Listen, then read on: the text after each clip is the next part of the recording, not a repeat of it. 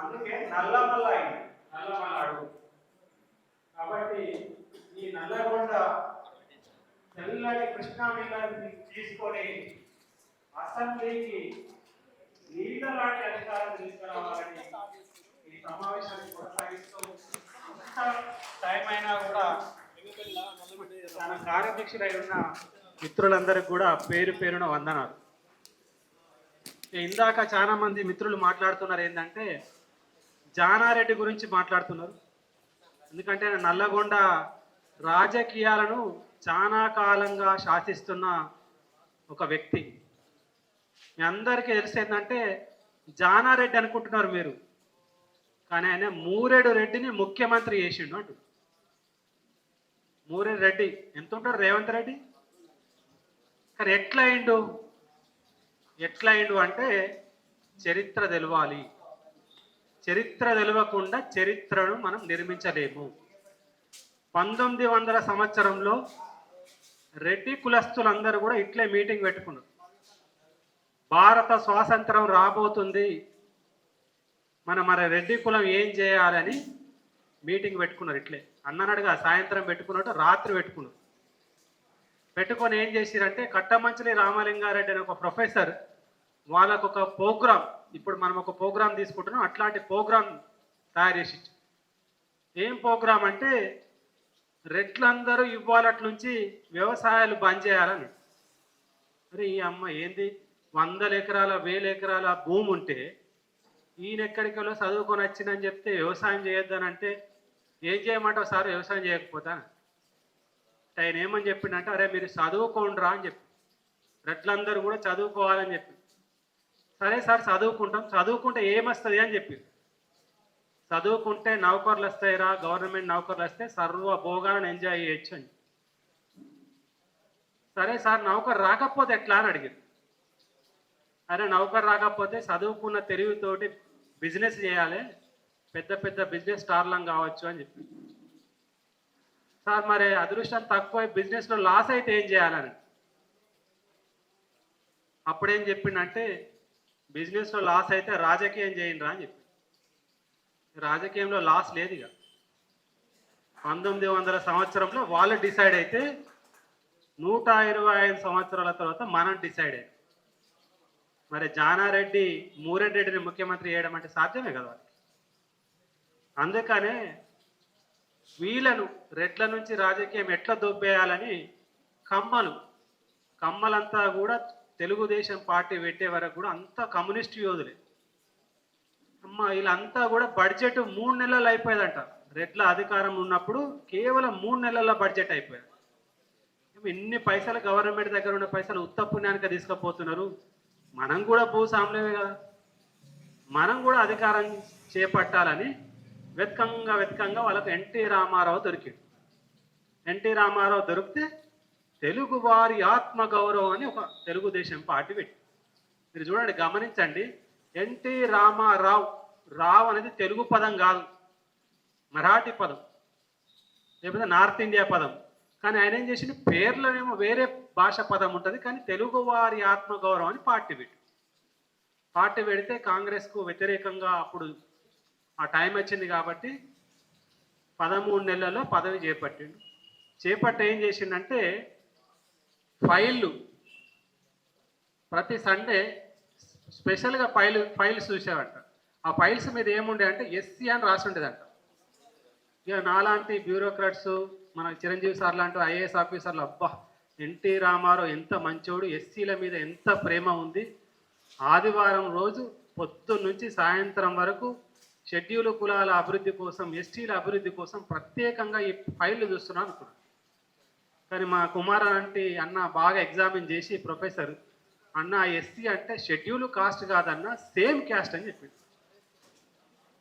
అందుకనే హైదరాబాద్ చుట్టుపక్కల మొత్తం రెడ్ల కన్నా ఎక్కువ భూములు ఎవరికి తెలుసా, కమ్మలకు.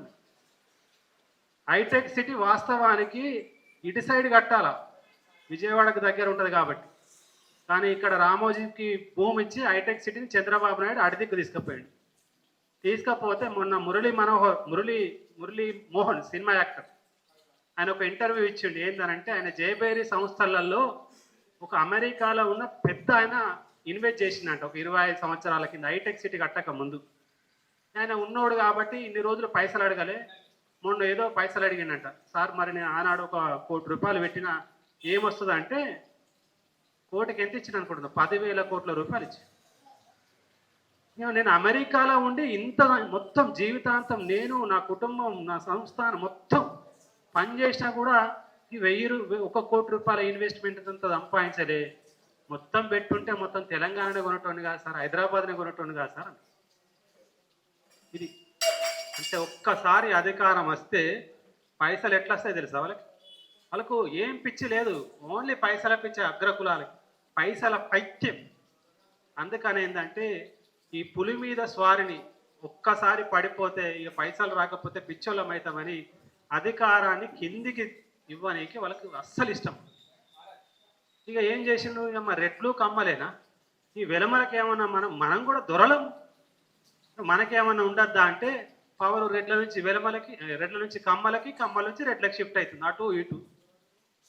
వెలమలంతా ఊరుకొని ఏం చేసిరంటే ఓ మీటింగ్ పెట్టుకొని గిట్లే కేసీఆర్ని, నువ్వు అరే మంచిగా మాట్లాడతావు కదా, మాటల మరాఠివి, తెలంగాణలో అంతా పిచ్చోళ్ళరా పోయి మంచిగా మాట్లాడు, నువ్వు ఏకతాటికి మీదకి నువ్వు తీసుకురా, నిన్ను కాపాడనీకి నేను కమ్యూనిస్ట్ యోధుడిని, సిహెచ్ రాజేశ్వరరావు, నేను కమ్యూనిస్ట్ యోధుడిని అయినప్పటికీ కూడా నేను తెలుగుదేశం పార్టీలో జాయిన్ అయ్యి నిన్ను కాపాడితే ఏమన్నా అయితే. తర్వాత ఒక ఓటు 2 రాష్ట్రాలు అని చెప్పి మన విద్యాసాగర్ రావు బీజేపీని కన్విన్స్ చేసిండు. ఇక నక్సలైట్లలో ఎవరన్నా ఉంటే లొంగిపోతే చక్కగా టీఆర్ఎస్ పట్ల జాయిన్ కమ్మని ముప్పాల గణపతి, ముప్పాల లక్ష్మణరావు ఒక డైరెక్షన్ ఇచ్చింది. తెలంగాణకు వచ్చిండు కేసీఆర్ మాట్లాడితే, కేసీఆర్ అంటే ఏందనుకుంటున్నావు, నేను ఫస్ట్ పేరు కచరా అని పెట్టిన, నేనే పెట్టిన ఆ పేరు. ఎందుకు అంటే బోయినపల్లి వెంకట్రామారావు అని ఒక పెద్ద మనిషి చనిపోయాడు, ఆయన తెలంగాణ గాంధీ అంటారు. బోవేరా అని షార్ట్ ఫామ్ ఆయనకి, బోవేరా, బోయినపల్లి వెంకట్రామారావు. ఆయనకేమో తెలుగులో ఉంది, ఈయనకేమో ఇంగ్లీష్లో ఉన్నది, ఎందుకు ఈయనకి తెలుగులో పెడితే ఎట్లుంటుంది అని ట్రై చేస్తే కేసీఆర్ అంటే కల్వకుంట్ల చంద్రశేఖరరావు కచరా అయింది. ఇది నేను ఆ నోట ఈ నోట తీసుకుపోయి చెప్తే చాలా రేవంత్ రెడ్డి అద్భుతంగా వాడుకున్నాడు. కానీ వాస్తవానికి ఇప్పుడు కేసీఆర్కి పేరు పెట్టాలంటే కేసీఆర్ అంటే కథలు చెప్పే రాజు, అంత మంచి కథలు చెప్తాడు. సో అట్లా కథలు చెప్పి ఆయన అధికారంలోకి వచ్చిండు. ఎస్సీ ఎస్టీ బీసీలకు నిజంగా ఏం రాలే, ఉద్యోగాలలో కానీ ఆర్థికంగా కానీ ఇంకా ఏ రంగంలో చూసినా కానీ ఆత్మగౌరవం దక్కలే, ఆస్తిపాస్తులు కూడా దక్కలే.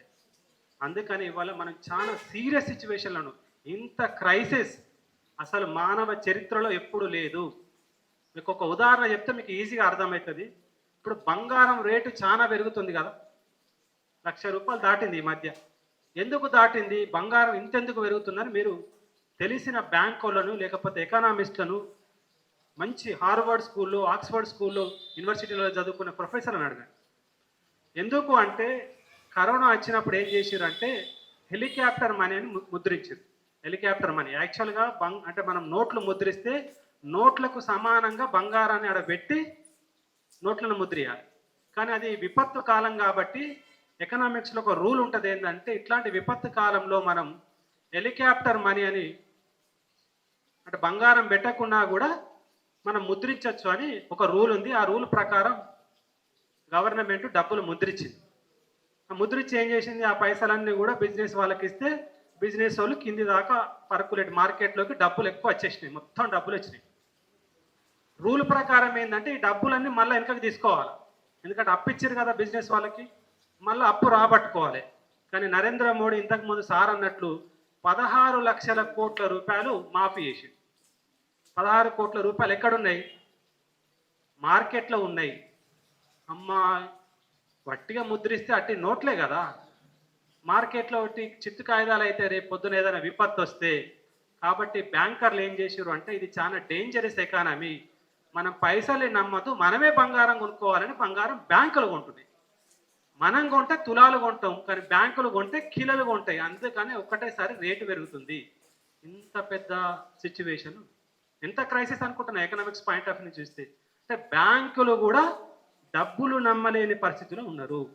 మన పరిస్థితి ఏంది, అందుకనే రేట్లు పెరుగుతున్నాయి. ఇంకా తెలంగాణ వచ్చినాక మీరు ఊళ్ళలో సర్వే చేయండి, డాటాతో చెప్దాం. కామన్ సెన్స్ తోటి చెప్పొద్దు, ఏదో ఎమోషనల్గా ఇట్లా చెప్పొద్దు. ఏదిని కూడా ఒక ఆధారం ఉండాలి. ఆ ఆధారంతో చెప్దాం.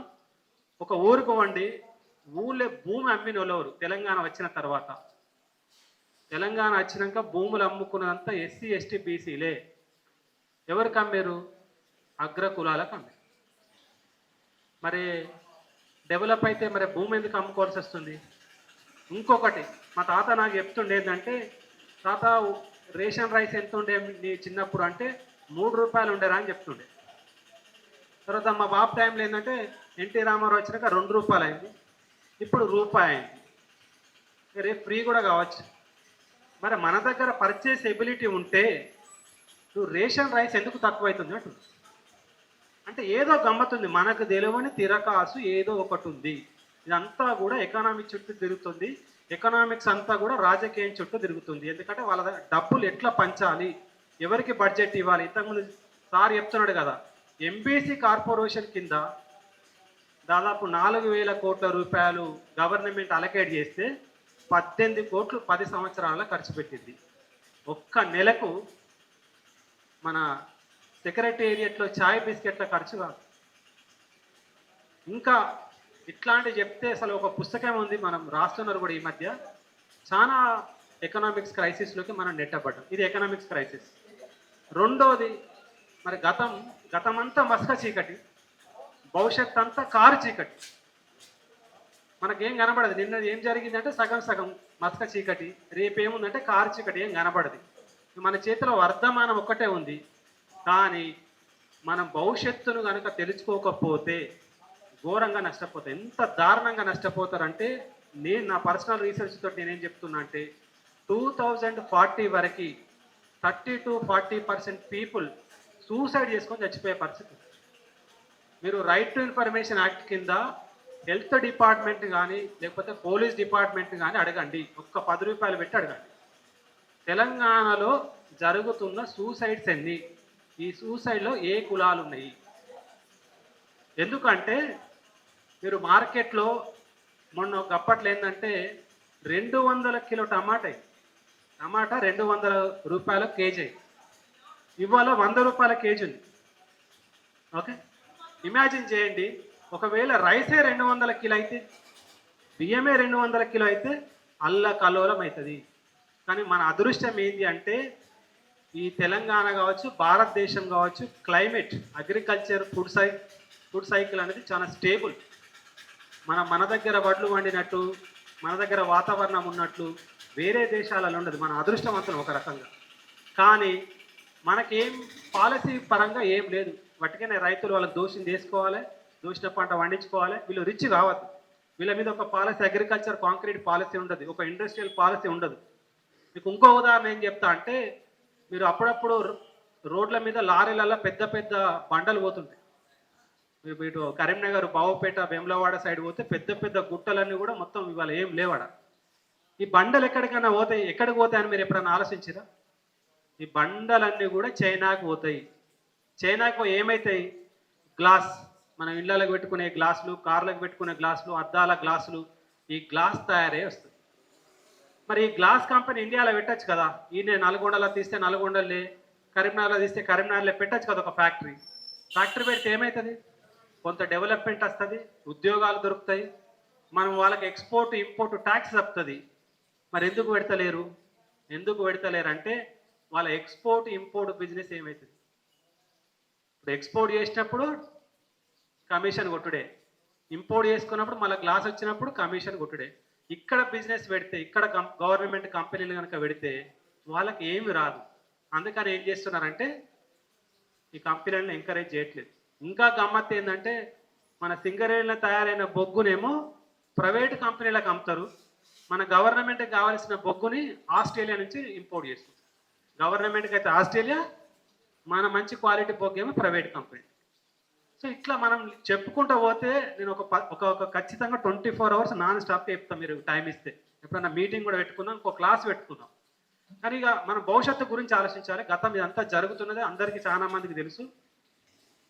భవిష్యత్తు ఏంటి అంటే, తెలంగాణలో ఒక క్లియర్ ఫైట్ నడుస్తుంది.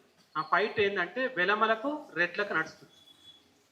కేసీఆర్ కింద వెలమల కింద రెడ్లకు పనిచేయడం ఇష్టం లేకనే కాంగ్రెస్ పార్టీని బాగా బూస్టప్ చేసి రెడ్లు ఇలా అధికారంలోకి వచ్చారు. వాస్తవానికి రెడ్లకు అధికారంలోకి వచ్చే అవకాశం లేకుండే తెలంగాణ ఏర్పడ్డాక. ఎందుకు? తెలంగాణ రెడ్లు రాయలసీమ రెడ్లు కలిస్తే ఇది జోడెట్ల బండి. అందుకని వాళ్ళు తెలంగాణని ఇండైరెక్ట్గా వ్యతిరేకించారు. ఇంకా కొందరు రెడ్లు రాయల తెలంగాణ కావాలని ఉద్యమం చేశారు. అలా కోదండరాం సార్ కూడా ఉన్నాడు. ఆ మీటింగ్కి అటెండ్ అయిన ఎవిడెన్స్ కూడా ఉంది. సో ఎందుకంటే రాయలసీమ రెడ్లు తెలంగాణ రెడ్లు కలిస్తే మంచిగా నడుస్తుంది. కానీ ఒంటెత్తుతోటి బండి నడిపేయడం కష్టమని వాళ్ళు ముందే గెట్ చేశారు. కానీ దురదృష్టం ఏంటంటే కేసీఆర్ చేసిన ఒంటెత్తు పోకడ అంటే దొరపోకడ వల్ల కేసీఆర్ని రిజెక్ట్ చేశారు కానీ రెడ్లను ఎన్నుకోలే, రేవంత్ రెడ్డిని ఎన్నుకోలే. ఇది అందరికీ తెలిసిన విషయం. కానీ మనం భవిష్యత్తు చూద్దాం. ఇప్పుడు 2029 ఎలక్షన్లలో రెడ్లకు ఎక్కువ అవకాశం ఉంటుందా, వెలమలకు ఎక్కువ అవకాశం ఉంటుందా అంటే ఒక కాన్సెప్ట్ ఉంటుంది సోషాలజీలో, డామినెంట్ కాస్ట్, ఆధిపత్య కులం. ఆధిపత్య కులానికి 3 లక్షణాలు ఉండాలి. ఒక లక్షణం ఏంటి అంటే పాపులేషన్, జనాభాలో రెడ్లు 5%, వెలమలు 0.5%. కాబట్టి ఈ రంగంలో వెలమలకు పాయింట్ రాదు, రెడ్లకే పాయింట్ వస్తుంది. రెండోది బ్యూరోక్రసీ, ఉద్యోగాలు. రెడ్లు కానిస్టేబుల్ నుంచి కలెక్టర్ దాకా కనబడతారు, వెలమలు కనబడరు. అందుకని కేసీఆర్ మొత్తం కూడా బీహార్ నుంచి వచ్చిన లేకపోతే బయట స్టేట్లలో నుంచి వచ్చిన ఐఏఎస్ ఆఫీసర్లను పట్టుకొని పనిచేసాడు. కేసీఆర్ మొత్తం కూడా కోర్టు కేసులు ఓడిపోయాడు. మీరు చూడండి ఫస్ట్లో. ఇప్పుడు రేవంత్ రెడ్డి ఒక్క కేసు కూడా ఓడిపోవట్లేదు కోర్టులలో. ఎందుకంటే ఉద్యోగాలలో ఉన్నప్పుడు ఉద్యోగస్తులు సపోర్ట్ చేస్తారు. ఇంతకుముందు తమ్ముడు అంటున్నాడు కదా. సో అట్లా సపోర్ట్ చేయడం వల్ల ఇంకొక పాయింట్ రెడ్లకు వచ్చింది. మూడో పాయింట్ ఏంటంటే ఆస్తులు లేకపోతే భూమి. రెడ్లే ఎక్కువ మంది ఉన్నారు, రెడ్లే ఎక్కువ కాలం పాలించారు కాబట్టి రెడ్లకే ఎక్కువ భూమి ఉంది, రెడ్లకే ఎక్కువ ఆస్తి ఉంది కాబట్టి వెలమలకు లేదు. కాబట్టి నా అందాజలో అంటే నా గెస్ ప్రకారం ఏంటంటే first and last Velama CM will be KCR. మళ్ళీ టీఆర్ఎస్ పార్టీ అధికారంలోకి వచ్చే అవకాశం లేదు. ఇక ఇప్పుడు కోతం చేయబోతే కొండెంగా అయినట్టు రేవంత్ రెడ్డి పరిపాలిస్తే కాంగ్రెస్ గ్రాఫ్ పడిపోతుంది. ఎందుకంటే అలా సమన్వయం లేదు, ఒక కాంక్రీట్ పాలసీ లేదు, ఒక ఇంటలెక్చువల్ అవుట్పుట్ లేదు. కాబట్టి ఏమవుతుందంటే కాంగ్రెస్ గ్రాడ్యువల్గా తగ్గుతుంది. ఇక రెడ్లందరూ ఏమనుకుంటున్నారంటే అరే కాంగ్రెస్ కూడా గెలిచే అవకాశం లేదు, మళ్ళా మనం పోయి టీఆర్ఎస్లో ఎట్లా పనిచేస్తాం, పని చేయం. ఏం చేద్దాం? ఏం లేదు, మన అందరం కలిసి ఒకటేసారి బీజేపీలోకి జంప్ కొడదాంరా. ఒక పాసిబిలిటీ ఉంది. పోయి ఏం చేస్తారంటే అమిత్ షా తోటి, మోడీ తోటి, సార్ మాది డామినెంట్ కాస్ట్, మేము కేసీఆర్ను కూడా ఓడించినాం, మాకు ఒక 70-80 సీట్లు ఇవ్వండి, మేము 50 సీట్లు గెలిచేస్తాం, ఇంకో 10 సీట్లు బీసీలకు వాళ్ళకి ఎస్సీలకు ఇచ్చి గవర్నమెంట్ ఫామ్ చేద్దాం చలో అని చెప్పేసి. ఇది రాబోయే ఫ్యూచర్. సో దీన్ని ఎవరు ఎదుర్కోవాలంటే టీఆర్ఎస్ పార్టీకి సాధ్యం కాదు, ఇంపాసిబుల్. ఎందుకంటే వాళ్ళ దగ్గర అంత తెలివి లేదు. మీరు కేసీఆర్ చాలా ఇంటలెక్చువల్ అనుకుంటున్నా కానీ చాలా పిరికోడు. గమనించండి, హిట్లర్కు కేసీఆర్కు చాలా సంబంధం ఉంటుంది. హిట్లర్ కూడా పెద్ద పెద్ద స్ట్రక్చర్స్ కావాలనుకున్నట్టు, కేసీఆర్ కూడా అట్లే స్ట్రక్చర్స్ కావాలనుకుంటాడు. హిట్లర్ 6 నెలల బంకర్లో పోయి జరుపుకుంటాడు. యుద్ధం నడిస్తే 6 నెలలు పోయి బంకర్లో ఉండేటోడు. కేసీఆర్ కూడా ఫామ్ హౌస్ పోయి ఉంటాడు. హిట్లర్ మంచి అరేటర్, గొప్ప వక్త. కేసీఆర్ కూడా గొప్ప వక్త. కానీ ఒక్క డిఫరెన్స్ ఏంటంటే హిట్లర్ వెజిటేరియను, లిక్కర్ తీసుకోడు. కానీ మన కేసీఆర్ లిక్కర్ తీసుకుంటాడు, నాన్ వెజిటేరియన్. ఈ ఒక్కటే తేడా. అందుకనే వెలమలకు మళ్ళీ అధికారం రావడం అనేది చాలా కష్టం. అందుకని వాళ్ళు లోపల ఫైట్ నడుస్తుంది. ఎట్లా చేసి ఫైట్ రావాలంటే కేటీఆర్ది ఒక మాట, హరీష్ రావుది ఒక మాట, కవితది ఒక మాట, సంతోష్ది ఒక మాట, కేసీఆర్ది ఒక మాట. పంచ పాండవులాగా పంచ సైంధవులాగా వాళ్ళకు వాళ్ళే అడ్డం పడుతుంది. సో టీఆర్ఎస్ పార్టీ మళ్ళీ పవర్లోకి రావడం అనేది చాలా క్రిటికల్. ఇక రెండోది, కాంగ్రెస్ పార్టీ గ్రాడ్యువల్గా డిక్లైన్ అవుతుంది కాబట్టి ఏం చేస్తున్నారంటే వాళ్ళు సోషల్ జస్టిస్ ఎజెండా, అంబేద్కర్ ఏం మాట్లాడిండు, పూలే ఏం మాట్లాడిండో ఇది మనం మాట్లాడి ఏదైనా మాయ చేస్తే వచ్చే అవకాశం ఉంటుందని కులగణన, బీసీ రిజర్వేషన్ అని మన మాటలే వాళ్ళు మాట్లాడుతున్నారు. అది వాళ్ళ ఉద్యమం కాదు, అది వాళ్ళ పని కాదు. నెహ్రూకి కాకా కాలర్కర్ కమిషన్ వేసి ఒక రిపోర్ట్ ఇచ్చి బీసీ రిజర్వేషన్లు పెట్టమనంటే నెహ్రూ ఏం చేసిందంటే రిజర్వేషన్లు SC ST reservation central list, SC ST రిజర్వేషన్లు సెంట్రల్ నుంచి బీసీలకు మీరు ఒక కమిషన్ వేసుకొని మీరు స్టేట్లో పెట్టుకోమని చెప్తే 55లో చెప్పిండు, ఒక రెజల్యూషన్ ఒక లాన చేసి పడేసిండు. ఇది నేను పెట్టుకోలేని కంపంతా అని చేస్తే 55లో చేస్తే 72లో మనకు రిజర్వేషన్ వచ్చింది, బీసీ రిజర్వేషన్. అంతకాలం మనం మోసపోయినాం జాబులలో, ఎడ్యుకేషన్లో, ఇంకా మిగతా రంగాలలో. ఇంత ద్రోహం చేసింది. మండల్ కమిషన్ రిపోర్ట్ ఇస్తే ఇందిరాగాంధీ లోపల దాచిపెట్టింది చెప్పకుండా, లాక్ చేసి. తర్వాత బీజేపీ ఏం చేసింది, అదే మండల కమిషన్కి వ్యతిరేకంగా కమండల ఉద్యమం తెచ్చింది. అదే వల్ల రామ జన్మభూమి ఉద్యమం. So Congress party BJP party ఇద్దరు తోడు దొంగలే, ఇది మనం గమనించాలి. కాబట్టి కాంగ్రెస్ పార్టీకి కూడా బీసీ ఎజెండా పట్టుకోకపోతే అధికారంలోకి వచ్చే అవకాశం లేదు. కాబట్టి వాళ్ళు మన మాటలు ఇవాళ వాళ్ళు మాట్లాడతారు. ఇక బీజేపీ చూస్తుంది, ఏమంటాం నక్కలాగా చూస్తుంది. అవకాశం అయితే ఎత్తుకపోదాం, లేకపోతే మనకి ఎంపీ సీట్లు అయితే సరిపోతుంది, చూద్దాం. వాళ్ళకి ఏంటంటే ఎక్కడైతే ముస్లింలు ఎక్కువ ఉంటారో అక్కడ తొందర అధికారాన్ని తీసుకోవచ్చు అని ఒక నానుడు ఉంది వాళ్ళకి, ఒక అభిప్రాయం. కాబట్టి ఇక్కడ తెలంగాణలో ముస్లిం పాపులేషన్ బాగానే ఉంది కాబట్టి ఎట్లా చేసి యాంటీ ముస్లిం ఆర్గ్యుమెంట్ని కనుక తీసుకొచ్చి మనం డెవలప్ కావచ్చు అని చూస్తాం.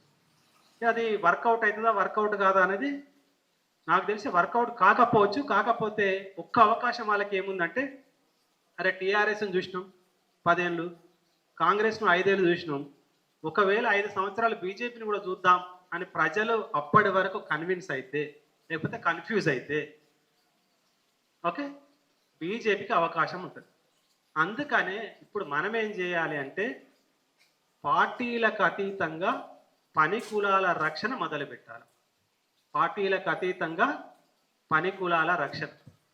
కేసీఆర్ ఏమన్నాడు, పార్టీలకు అతీతంగా ప్రాంతపు రక్షణ, తెలంగాణపు ప్రాంతపు రక్షణ అన్నాడు. ఇంకేమన్నాడు, గొంగలి పురుగునైనా ముద్దాడతామన్నాడు. మనమేమన్నా తెలుసా, పెండ పురుగునైనా ప్రేమిస్తాం, రాచపుండునైనా భరిస్తామని చెప్పారు. సో కాబట్టి మన తెలివితో నేను చెప్తున్నా కదా, మనం కనుక ప్రాపర్గా ఎస్సీ ఎస్టీ బీసీలు ప్రాపర్గా ఆలోచించగలిగితే రాజకీయ అధికారం ఛాయ్ తాగినంత ఈజీ, ఛాయ్ చేసినంత ఈజీ, ఛాయ్ తాగినంత ఈజీ. కానీ మనం ఏం చేస్తున్నామంటే నెట్వర్క్ కావట్లేదు. మన అందరిలో ఈ ఆవేదన ఉంది, మన అందరిలో తెలివి ఉంది, కానీ మనం నెట్వర్క్ కావట్లేదు. ఆ నెట్వర్క్ కోసమే మేము వెతికి ఈ నెట్వర్క్ను తయారు చేయాలి. ఈ నెట్వర్క్ తోటే రాజకీయ అధికారం సాధ్యమవుతుంది. రాజకీయ అధికారం సాధ్యమైతేనే రాజ్యాధికారం సాధ్యమవుతుంది. ఇక మీరు అడగచ్చు, అరే మీరు వస్తే, మనం అధికారంలోకి వస్తే నిజంగా కూడా మనం డెవలప్ అవుతామా? మనకు కూడా డౌట్లు ఉంటాయి కదా. అరే విశారదన అధికారంలోకి వస్తే కూడా, లేకపోతే ఎస్సీ ఎస్టీ బీసీల అధికారంలోకి వస్తే మరి ఏం జరుగుతుంది? నేనేం చెప్తున్నా అంటే, మీరు హైదరాబాద్కి వచ్చి చూడండి, యశోద హాస్పిటల్, కాంటినెంటల్ హాస్పిటల్, లేకపోతే ఇంకా ఏషియన్ ఇన్స్టిట్యూట్ ఆఫ్ గ్యాస్ట్రాంటాలజీ, ఇట్లా ఏ హాస్పిటల్ అయినా, హాస్పిటల్ అన్నీ కూడా అగ్రకులాలే, కాలేజీలు అన్నీ కూడా అగ్రకులాలే. కానీ మన అధికారం వస్తే ఏం చేస్తాం ఎరికేనా? ఒక్క బిల్లు తీసుకొస్తాం. ఇప్పుడు మన దగ్గర ఏదైనా రోడ్ వేసినా, లేకపోతే డ్యామ్ కట్టినా, ల్యాండ్ అక్విజిషన్ యాక్ట్ కింద ఏం చేస్తారు, భూమి పేద ప్రజల నుంచి తీసుకుంటారు కదా. కానీ మనం అధికారం వస్తే ఏం చేస్తాం తెలుసా, హాస్పిటల్ అక్విజిషన్ యాక్ట్ అని తెస్తాం. ఒక్కటే పెన్నుపోటు, తెల్లారితే ఏమవుతుంది, యశోద హాస్పిటల్ గవర్నమెంట్ హాస్పిటల్ అవుతుంది. వాడు ఒడిగెప్పుకుంటాడు, ఎప్పుకోమాల. ఓకేనా? అనురాగ్ యూనివర్సిటీ అని ఒక రెడ్డి యూనివర్సిటీ ఉంది. ఓకే, ఒక్కటే పెన్నుపోటుతో ఏమవుతుంది, పబ్లిక్ యూనివర్సిటీ అవుతుంది. ఇది చేసే దమ్ము, సత్తా, తెలివి ఎస్సీ ఎస్టీ బీసీల దగ్గర ఉంది, వాళ్ళ దగ్గర లేదు. అవన్నీ కూడా కూసుండి గుర్రాల మలిపే మనుషులాలు. వాళ్ళకి గుర్రం ఎక్కరాదు, గాడిదలు ఎక్కుతారు, కూసుండి గుర్రాల మలుపుతారు. అందుకనే తెలివి మన దగ్గర ఉంది. ఎంత గొప్ప తెలివి ఉందంటే, మన పూర్వీకులు ఉదాహరణకు నెయ్యి తీసుకుంటే, నెయ్యి మన దేశంలోనే పాకిస్తాన్ బార్డర్ దాడితే నెయ్యి తయారు చేయడం ఇవాళ ఎవరికి తెలియదు ప్రపంచంలో. అమెరికాలో, యూరోప్లో కూడా తెలియదు. ఈ నెయ్యిని మనమే తయారు చేసినాం. ఎప్పుడు? 5000 ఏళ్ల కింద. ఈ నెయ్యిని ఎక్స్పోర్ట్ చేసేటోళ్ళం. Babylonia, Mesopotamia, Egypt civilisations export చేస్తే 1 కిలో నెయ్యికి 1 కిలో బంగారం వచ్చేది. 1 కిలో నెయ్యికి 1 కిలో బంగారం వచ్చేది. ఇక మన ఊళ్ళలో కళ్ళు తీస్తారు కదా మన గౌడన్నలు. ఈ కళ్ళుని ఉడకబెడితే, కళ్ళు నిషా కోసం కాదు చేసింది, కళ్ళును బాయిల్ చేస్తే చక్కెర వస్తుంది. ఇప్పుడు మనం మనం మన చక్కెర ఏమో షుగర్ కేన్ నుంచి వస్తుంది, తాటి చక్కెర వస్తుంది, తాటి బెల్లం వస్తుంది. ఈ తాటి బెల్లాన్ని, తాటి చక్కెరని మనం బాబిలోనియా, మెసొపొటామియా, ఈజిప్ట్లోకి ఎక్స్పోర్ట్ చేస్తే 1 కిలో చక్కెరకి 1 కిలో బంగారం వచ్చింది. ఇంకా స్టెయిన్లెస్ స్టీల్, ఇప్పుడు అన్నిటికన్నా రిఫైన్డ్ స్టీల్ ఏంటంటే, స్టెయిన్లెస్ స్టీల్ అంటే మన గిన్నెలు, వంట గిన్నెలు వాడతాం కదా, దానికన్నా రిఫైన్డ్ స్టీల్ ఏంటంటే వుడ్స్. మన ఉక్కే, బ్రిటిషర్స్ కనరాక ఉక్కుని వుడ్స్ అని రాసుకున్నారు ఇంగ్లీష్. ఈ వుడ్స్ని ఎక్స్పోర్ట్ చేస్తే అప్పట్లో కత్తులు తయారయ్యేవి కాబట్టి, కత్తులకు రాజులు ఉన్నప్పుడు చాలా విలువ ఉండదు కాబట్టి 1 కిలో వుడ్స్కి, 1 కిలో ఉక్కుకి 3 కిలోల బంగారం వచ్చింది. అగ్గిపెట్టెలో చీర తయారు చేసినాం, చెప్పులు తయారు చేసినాం, నాగన్లు కట్టినాం, నాగన్లు తయారు చేసినాం, ఎన్ని లెక్క లేనన్ని. మీరు మంగళోళ్ళ ఇంటికి దగ్గర పోతే మంగళన్న కలపలకెళ్ళి తీసి ఒక దాని మీద సాన పెడతారు. మనం ఏమనుకుంటామంటే అతన్ని చూసి ఇదేదో రాయి అనుకుంటాం. రాయి కాదు, అది తోలు. తోలు మీద కత్తిని సాన పెడితే ఒకవేళ షేవింగ్ చేసేటప్పుడు తెగితే సెప్టిక్ కాదు అనే సైన్స్ మంగళన్నకి 10,000 ఏళ్ళ కింద తెలుసు. ఇప్పుడు మాలాంటోళ్ళం దాన్ని ఇంగ్లీష్లో రాస్తే అమెరికాలో సర్జికల్ ప్రాపర్టీస్ అంటే సర్జికల్ కత్తులు ఉంటాయి కదా, సీజర్స్ కత్తులు, వాటికి ఇప్పుడు కోటేసుకుంటుండే America. This is our intellectuality. బీసీలు, ఎస్సీలు, ఎస్టీలు అంటే ఆషామాషి కాదు. ఈ దొంగ కొడుకులకు ఏం తెలియదు, చదువు రాదు వాళ్ళకి. భూమి పుట్టినా కానీ చదివారు, ఏం కనిపెట్టిరా? భూమి పుట్టినా కానీ చదివిన వర్గాలు ఉన్నాయి, ఏం కనిపెట్టిరంటే మీరు ప్రశ్న చేయాలి. ఏం లేదు, ఓం భూమ్ భోర్ స్వాహ సమాహ సమర్పయాలి. ఇంకేం కనిపెట్టు చెప్పురు. రేపు నల్గొండ గడ్డ ముందటికి వచ్చి మేము ఇది కనిపెట్టినామని మీరు దమ్ముంటే చెప్పండి అంటున్నా. మా దగ్గర రాండి, కులం ఒక్కొక్క ఇన్నోవేషన్. ఎంత పెద్ద ఇన్నోవేషన్స్ అనుకుంటున్నాం. గడ్డి పూసతోటి కన్నును సర్జరీ చేస్తుంది, అంత గొప్ప తెలివి ఉండే. పసరు మందులు ఎంత గొప్పవి. ఇవాళ మమ్మల్ని అందరినీ కూడా చదువు రాకుండా ఇన్ని రోజులు చేసి మొత్తం చిందరవందర చేసి ఎక్కడ కానోలో చేసి పడేసారు. అందుకనే ఈ వ్యవస్థ మొత్తం రివర్స్ కావాలంటే అధికారం ఒక్కటే మార్గం. అధికారం పొందలేని కులాలు అంతరించిపోయే ప్రమాదం ఉంది. మీరేమన్నా అధికారం నుంచి సైడ్ అయిపోతే, అధికారం మాకెందుకు అని మనం సైడ్ అయిపోతే మన వర్గాలకు సూసైడే దిక్కు. అందుకని మనం ఏంటంటే ఇక్కడ నుంచి ఒక క్లియర్ మెసేజ్ తీసుకొని 2025 నుంచి ఒక యుద్ధం మొదలు పెడదాం. 2029లో అధికారం వస్తుంది. 2050లో అమెరికాను మించిన భారతదేశాన్ని తయారు చేస్తాం. నోబెల్ ప్రైజుల్ని చెట్లకు పువ్వులు ఎట్లా తెంపుకొస్తారో అట్లా పట్టుకొస్తాం. మీరు ఇన్ని రోజులు చదివారు కదా, మీ దగ్గర ఎన్ని నోబెల్ ప్రైజులు ఉన్నాయి అంటున్నా. రెడ్లు ఇన్ని రోజులు అధికారం చేశారు కదా, ఎందుకు నోబెల్ ప్రైజ్ రాలే? కనీసం మీకు రెడ్ల పరిస్థితి ఏం తెలుసా? ఎంత దీనమైన పరిస్థితి తెలుసా ఇంటలెక్చువల్గా? రెడ్లు ఇంతవరకు ఎవరు కూడా రెడ్ల చరిత్ర రాయలే. మీరు చూడండి, మొత్తం లైబ్రరీలలో వెళ్ళి వెతకండి. ఒక బ్రాహ్మణునికి డబ్బులు ఇచ్చి సమగ్ర రెడ్డి రాజుల చరిత్రను రాపించుకుంది. ఒకటే ఒక పుస్తకం ఉంది, రాయలే. మనకు ఆ చరిత్ర రాసేంత ఎబిలిటీ, ఇంటలెక్చువాలిటీ లేదు. మీరేమనుకుంటున్నారు? రెడ్లు చాలా గొప్పోళ్ళు అని ఒక నానుడి ఊళ్ళల్లో ఉన్నది, కానీ రెడ్లను బ్రేక్ చేయడం చాలా ఈజీ. ఇంకొక గమ్మత్ చెప్పనా, రాష్ట్రకూట రాజ్యం 990లో కూలిపోయింది. 990 కంటే కొంచెం 600 సంవత్సరానికి పోతే 600 సంవత్సరం కంటే ముందు రెడ్లందరూ కూడా గొల్లకురుమలతో పాటు గొర్రెలు కాసినోళ్ళే. వాళ్ళకి చరిత్ర తెలియదు. ఇప్పుడు ఈ టీవీ తోటి వాళ్ళు తెలుసుకోవాలి చరిత్ర. అందుకనే ఎస్సీ ఎస్టీ బీసీలు ఏకమైతే మనం చాప కింద నీరు కాదు, చాప కింద చావు వాళ్ళకి. ఇది వాళ్ళకి తెలుసు.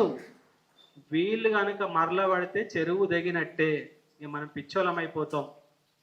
పులి మీద స్వారి వాళ్ళు చేస్తే మనం పిచ్చోళం అవుతామని వాళ్ళకి తెలుసు. కాబట్టి ఇవాళ కులగణన చెప్తుంది. టీఆర్ఎస్ పార్టీ కులగణన అధికారంలో ఉన్నప్పుడు మాట్లాడారు. ఇవాళ కవిత వచ్చి బీసీ ఐకాన్ నేనే, అగ్గి రవ్వ అంటది. అవ్వ నువ్వు అగ్గి రవ్వ అయితే మేము అగ్గి పిడుగులం. తెలుసుకో బీసీల పరిస్థితి ఏందనేది. బతుకమ్మ ఆడుతుంది. ఆమెకు బతుకమ్మ ఎందుకు వచ్చింది? బతుకమ్మ వలపోతే ఎట్లుంటుంది తెలుసా? చేతుకు రంగు బతుకమ్మ కలర్ ఉండదు, కానీ రంగుల బతుకమ్మ ఉంటుంది.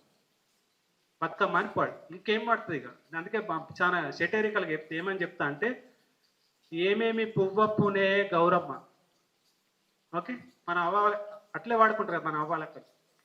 ఏమేమి పువ్వప్పునే గౌరమ్మ, ఏమేమి కాయప్పునే గౌరమ్మ అని మన అవ్వక్కలు మాట్లాడుకుంటే, ఆమె ఏమనుకుంటుంది అంటే ఎమ్మెల్యే పదవి దక్కునే గౌరమ్మ. ఓకే, ఆట రాకున్న అధికారం దక్కునే గౌరమ్మ, పాట రాకున్న పదవి దక్కునే గౌరమ్మ. ఇది వాళ్ళ హిడెన్. ఒక బతుకమ్మ ఆడి అధికారం ఎట్లా తీసుకుపోవాలనేది వాళ్ళకు ఒక కాంక్రీట్ అండర్స్టాండింగ్ ఉంటుంది.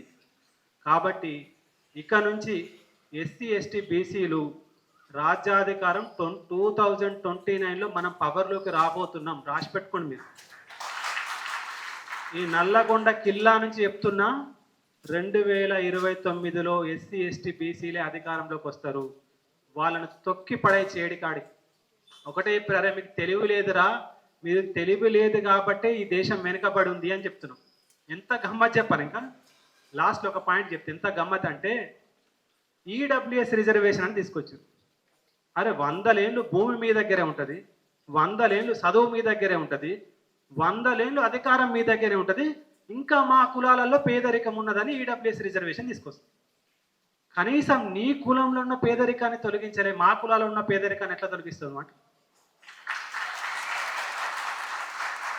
ఇది అందుకనే చాలా విషయాలు ఉన్నాయి, మళ్ళీ మనం మాట్లాడుకుందాం. పెద్దలు ఉన్నారు, విశారద్ అని ఉన్నాడు, నాగం కుమార్ అని ఉన్నాడు. మీరందరూ కూడా అత్యంత కాన్ఫిడెన్స్ తోటి మీరు ఊళ్ళలోకి వెళ్ళండి. మొత్తం మనందరి ఎస్సీ ఎస్టీ బీసీ సమాజానికి ఊరూర క్యాంపులు పెట్టండి, మీటింగ్లు పెట్టండి. మేము 100 క్యాంపులు కానీ రోజు ఊళ్ళో పొద్దుకంగానే పొద్దుందాకా ఆడ బడి చెప్తాం, క్లాస్ చెప్తాం, పొద్దుకంగానే ఊళ్ళలో తిరుగుదాం, మన రాజ్యాన్ని తీసుకొస్తాం. ఈ అవకాశం ఇచ్చిన మిత్రులందరికీ పేరు పేరున ధన్యవాదాలు చెప్తూ, జై భీమ్, జై పూలే, జై తెలంగాణ.